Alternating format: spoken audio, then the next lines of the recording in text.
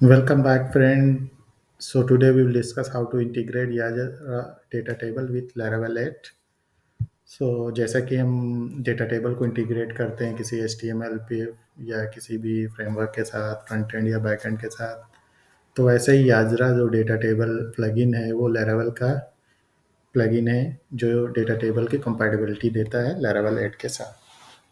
तो हम इस प्लगइन का यूज करेंगे, उसकी listing, searching, sorting and pagination का बताएँगे। तो सबसे पहले हमने क्या किया, हमने एम्प्लॉयी नाम की टेबल बना ली है, उसका स्ट्रक्चर आप देख लेते हैं। आईडी है जो वर्कर ऑटो इंक्रीमेंटेड टाइप की है, नेम है, एज है, सैलरी है, क्रिएटेड एट है, अपडेटेड एट है।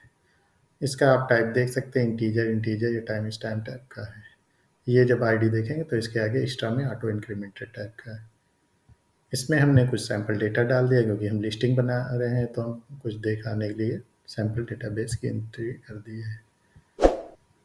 अब चलिए दोस्तों, अब हम शुरू करते हैं अपना इंस्टॉलेशन प्रोसेस। अगर आपके पास लैरावेल इंस्टॉल है तो कोई बात नहीं, आप दूसरे नंबर की स्टेप से चालू कर सकते हैं। अदरवाइज सबसे पहले लैरावेल को इंस्टॉल करेंगे कंपोजर के थ्रू। कंपोजर क्रिएट प्रोजेक्ट लैरावेल लैरावेल, ये हमारा एप्लीकेशन नेम है। प्रिफर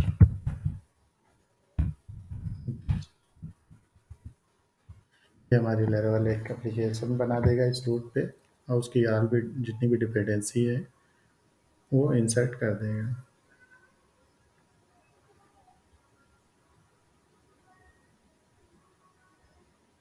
ये हमारी डिपेंडेंसी इंस्टॉल हो रही वन बाय वन। आप देख सकते हैं उसने सभी डिपेंडेंसी कंपोजर के थ्रू इंस्टॉल कर रहा है। अगर आपके पास पहले से लैरावेल एप्लीकेशन है तो इस स्टेप को स्किप कर जाइए और नेक्स्ट स्टेप से आप इंटीग्रेट करिए।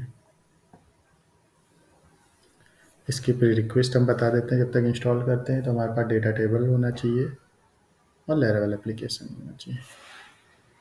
इसको तो अब हम अपने एप्लीकेशन में जाते हैं लैरावेल ऐप के अंदर। अब यहाँ हम कंपोजर के थ्रू यात्रा को इंस्टॉल करते हैं। वायर यात्रा लैरावेल डेटा टेबल्स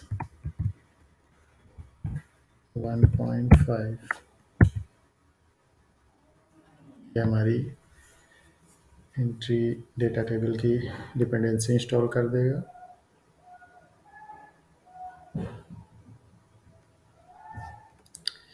इसके बाद एक स्टेप होता है कि हम अपनी कॉन्फ़िग के अंदर app.php फाइल है, उसके अंदर हम प्रोवाइडर और एलियास के अंदर डेटा टेबल की क्लास की रेफरेंस दें।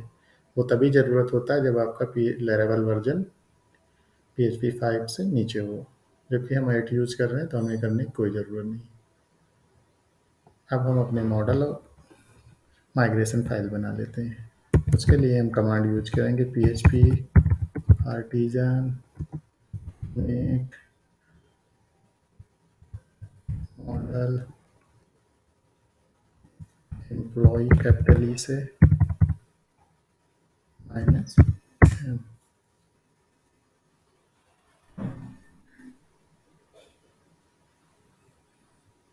तो ये हमारी माइग्रेशन फाइल बना दी आज की डेट के हिसाब से, टाइम स्टैम्प लेके, और मॉडल बन गया। अगर हम अपना फोल्डर स्ट्रक्चर खोलते हैं तो देखिए यहाँ लैरावेल ऐप के अंदर मॉडल नाम का फोल्डर है, उसके अंदर employee.php फाइल बन गई है। अगर माइग्रेशन फाइल आप ढूंढेंगे तो माइग्रेशन डेटाबेस के अंदर माइग्रेशन, यहाँ आप एम्प्लॉय नाम की फाइल बन गई है, ये आप देख सकते हैं।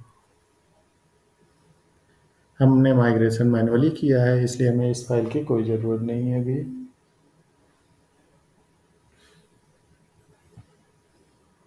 अब हम अपने मॉडल फाइल में आते हैं और फिर लेबल में एंट्री कर देते हैं कि कौन कौन सी फील्ड को हम यूज करेंगे। यहाँ प्रोटेक्टेड करके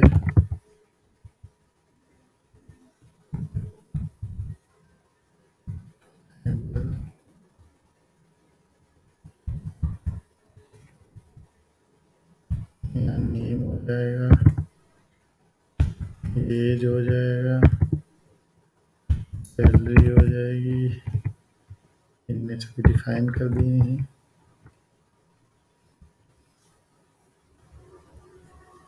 ये हमारी मॉडल का काम कंप्लीट हो गया है। अब क्या करेंगे, हम अपना एक कंट्रोलर बनाएंगे जिससे डेटा को दिखाएंगे। तो उसके लिए हम कमांड के थ्रू करेंगे, php artisan command, make controller empty controller. ये हमारा एचटीटीपी कंट्रोलर के अंदर एक कंट्रोलर फाइल बना देगा।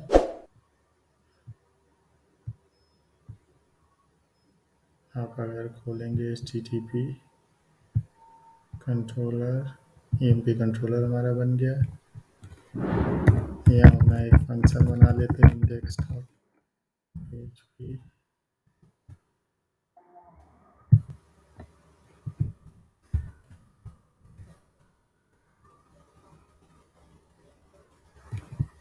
पब्लिक होगा ये फंक्शन, पब्लिक फंक्शन बना लेते हैं इंडेक्स नाम से, जो जिस कंट्रोलर पे जैसे ही राउटिंग पे होगा विदाउट क्वेरी पैरामीटर। ये डिफ़ॉल्ट ये रेंडर होगा इस कंट्रोलर का। रेंडर व्यू कर लेते हैं, लिस्टिंग फाइल को रेंडर करेगा। और अब हम अपने गेट एम्प्लॉय नाम का मेथड बना देते हैं।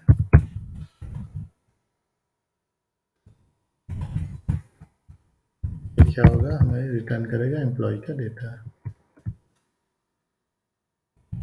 इसमें रिक्वेस्ट पैरामीटर क्या होंगे, जो आप अगर डेटा टेबल डिफ़ॉल्ट यूज कर रहे हैं तो उसमें कुछ पैरामीटर जाते हैं, वो रिक्वेस्ट पैरामीटर होंगे।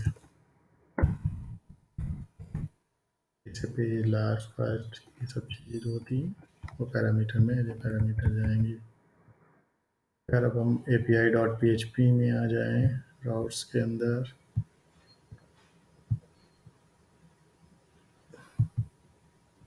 तो यहाँ हमें दो एंट्री करनी पड़ेंगी, एक इंडेक्स की जो हमें इंडेक्स व्यू को रेंडर करेगा,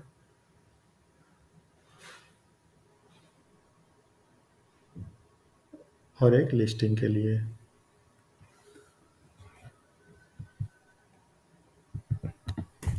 देखेंगे कैपिटल आर से out get employee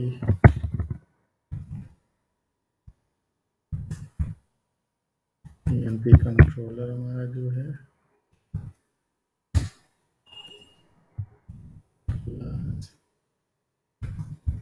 action method जो हमने कंट्रोलर में डिफाइन किया था, कॉपी कर लेते हैं। जो दूसरी होगी ईएमपी लिस्टिंग नाम की होगी, जो हमारा पेजिनेशन डेटा और सब डेटा जो 1 बाय 1 लाएगा। इसका गेट एम्प्लॉय मेथड होगा जो हमने डिफाइन किया है पहले से। चलिए आप देख लेते हैं इसका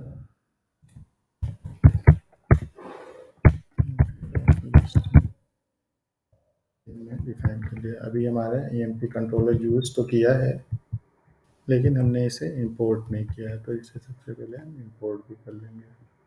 तो पे क्या करेंगे, यूज ऐप स्लैश http के अंदर पूरा पाथ कंट्रोलर फोल्डर के अंदर और एमपी कंट्रोलर।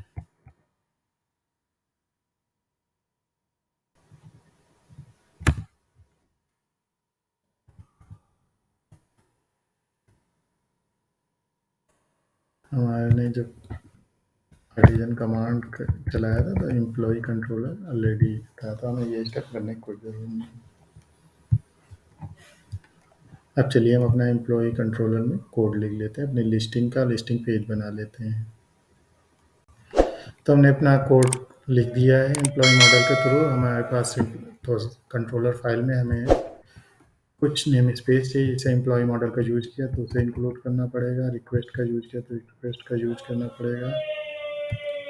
जो हमारा है, और एक डेटा टेबल का इंस्टेंस है।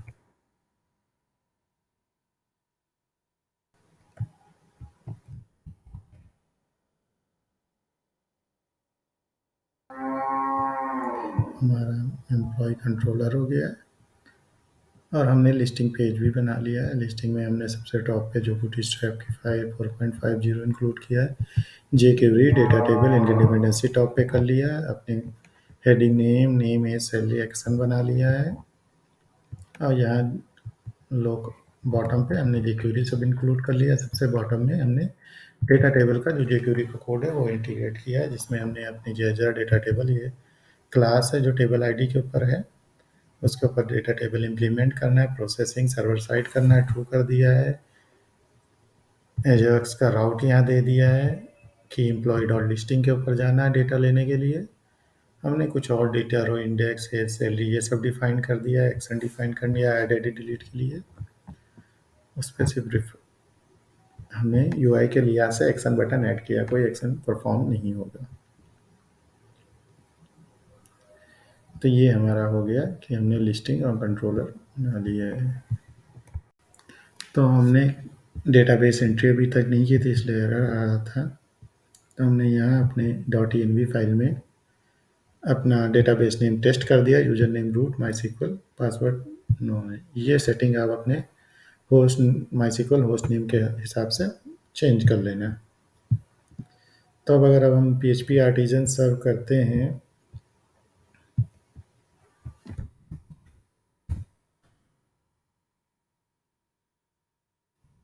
तो आपका डेटा दिखना शुरू हो जाता है। ये देखिए लिस्टिंग आ गई है। आप 2 नंबर पेज पे जाएंगे, 3 नंबर पेज पे जाएंगे, वो टोटल पेज भी दिख जाएगा। नेक्स्ट प्रीवियस भी बटन क्लिक करेगा। अपनी इसकी CSS अपने हिसाब से रख लेना या चेंज कर लेना, जैसा भी है। अगर आप फ़िल्टरिंग पे जाएँगे, डेटा फ़िल्टर भी हो रहा है, ये सब चीज़ें जो आप एडिटेड लिस्टिंग, सॉर्टिंग, सर्चिंग, ये चीज़ें आपकी चल रही हैं।